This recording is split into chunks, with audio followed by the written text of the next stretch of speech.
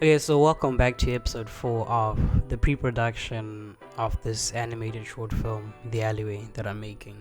I've been working on some background art, but I'll get into that a little bit later. For now, let's just talk about where we are in the...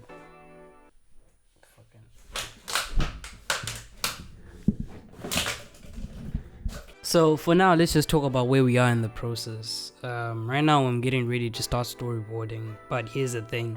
You can't flesh out a story without having some solid ideas at first. And to generate those ideas, I need to make a little bit of concept art. And where do I get those ideas from? Obviously, films. You gotta watch some films, gotta get inspiration and all that. So, watching films is probably the most obvious place to start. And I've put together a list of films to watch and rewatch to maybe spark and ignite some sort of inspiration. Some of these I've already seen, but honestly, rewatching doesn't hurt, especially if they're great films. Yeah. Over the past week, I've rewatched Persepolis. It's a deeply personal story about a girl growing up during the Iranian Revolution.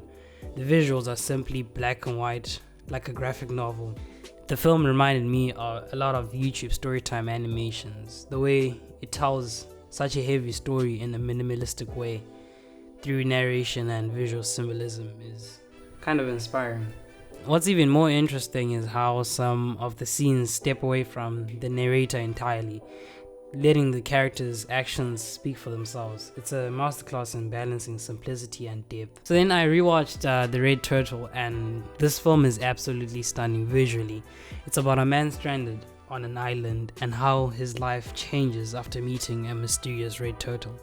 What amazed me was how the visuals do all the storytelling. It's completely dialogue free. The actions are so clear and intentional that you always know what's happening, and the music sets the rhythm and pace perfectly. It's such a great example of how a film can communicate so much with just visuals and sound, and that's definitely something I want to bring into The Alleyway.